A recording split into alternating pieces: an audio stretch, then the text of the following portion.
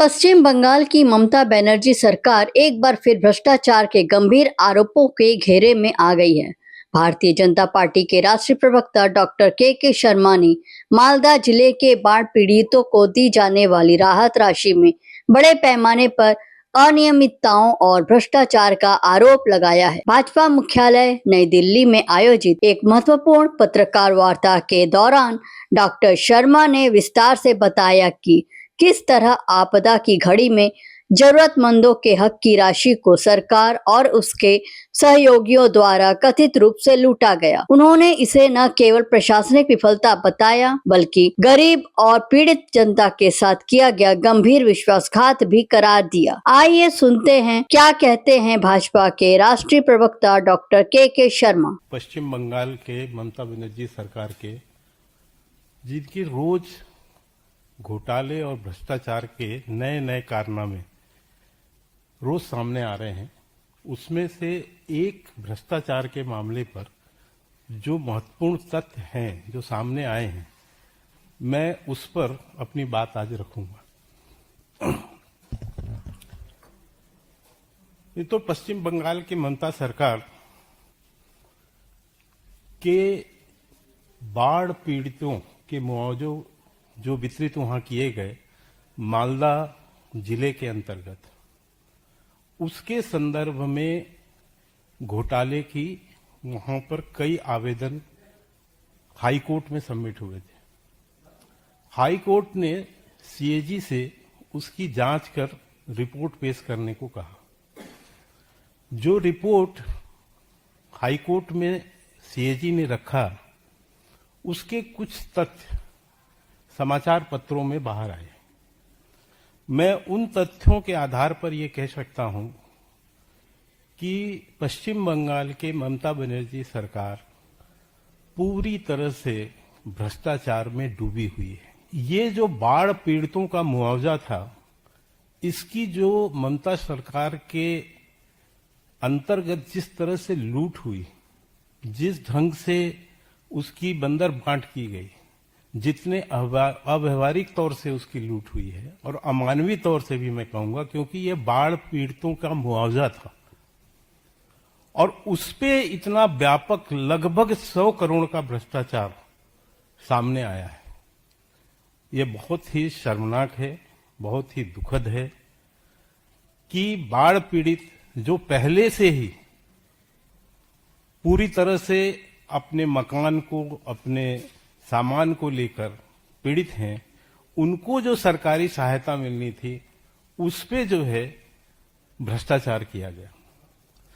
इस भ्रष्टाचार 4 तरीके जो सामने अभी देखने को मिल रहे हैं। पहला तरीका ये था कि मालदा जिले के हरिश्चंद्र 2 एक क्षेत्र है मालदा जिले में, इसमें लगभग 6,985 लोगों को मुआवजा वितरित किया गया।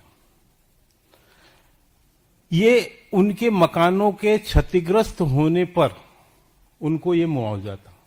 लेकिन ये मुआवजा कैसे मिला?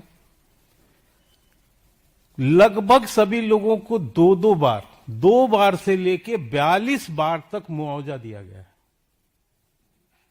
एक ही मकान का मुआवजा, एक ही मकान का मुआवजा एक ही बैंक अकाउंट में 2 बार से लेकर 42 बार तक वितरित किया गया।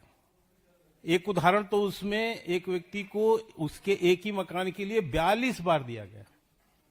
तो आप इससे समझ सकते हैं कि वहां मुआवजाओं पर जो है किस तरह से भ्रष्टाचार हुआ। एक दूसरा प्रकार था जिसमें लगभग 7.5 करोड़ रुपए की धनराशि 1,609 पक्के मकानों के क्षतिग्रस्त होने पर देने की बात आई है, जबकि उस जिले के डीएम का ही रिपोर्ट है कि इस जिले में एक भी पक्के मकान क्षतिग्रस्त नहीं हुए। ये ममता बनर्जी की ही राज्य सरकार के अंतर्गत डीएम का रिपोर्ट है कि एक भी मकान क्षतिग्रस्त नहीं हुए। लेकिन 1609 लोगों को लगभग 7.5 करोड़ की धनराशि मुआवजे के तौर पर दी गई है। आप समझ सकते हैं कि किस तरह से बाढ़ पीड़ितों के मुआवजा की राशि की जो एक्चुअल उसके जिनको चाहिए उनको छोड़कर किस तरह से वहां पर उसकी लूट मचाई गई। तीसरा प्रकार, लगभग 108 लोग ऐसे हैं जिनको बीपीएल की ये बाढ़ पीड़ित मुआवजा की राशि मिली है। वो या तो जनप्रतिनिधि हैं, या तो सरकारी कर्मचारी हैं, या तो टीएमसी के स्थानीय नेता हैं। और जो इसमें जनप्रति या सरकारी कर्मचारी हैं वो सरकार के द्वारा सैलरी प्राप्त करते हैं, पर उनको भी बाढ़ पीड़ित की मुआवजा राशि दी गई। चौथे प्रकार, ऐसा लगभग 7 करोड़ रुपए की राशि ऐसे लोगों को मुआवजा के तौर पर दी गई जिन लोगों ने मुआवजा के लिए आवेदन ही नहीं किया था। 7 करोड़ रुपए ऐसे लोगों को मुआवजा दिया गया जिन्होंने आवेदन ही नहीं किया था।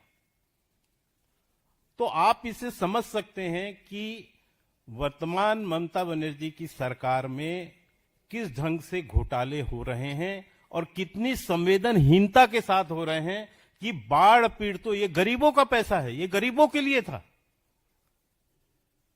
गरीबों के और पीड़ितों के पैसे पर इस ढंग से अव्यवहारिक तरीके से, असंवेदनशील तरीके से लूट मचाकर ये ममता बनर्जी की सरकार उसमें संलिप्त है। ये बहुत ही दुर्भाग्यपूर्ण है। निश्चित तौर से पश्चिम बंगाल की हाईकोर्ट में मामला है, वहां पर इसकी सुनवाई भी होगी और लोगों को न्याय भी मिलेगा। लेकिन वर्तमान समय में, आगामी दिनों में ही वहां पर विधानसभा के चुनाव भी हैं और मैं समझता हूं कि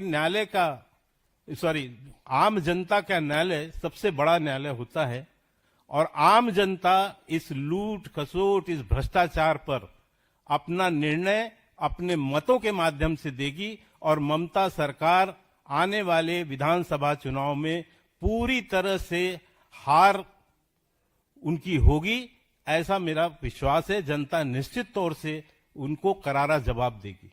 देखिए, ममता बनर्जी जी पश्चिम बंगाल की मुख्यमंत्री है और ये सारा देश, इसमें कोई कहीं भी जा सकता है। तो मैं समझता हूं कि ममता जी इस बात को समझती होंगी। तो इस तरह के बयानों का कोई लाभ नहीं है। इस तरह के बयान एक खोखली धमकी है। बाकी पश्चिम बंगाल भी भारत का ही हिस्सा है।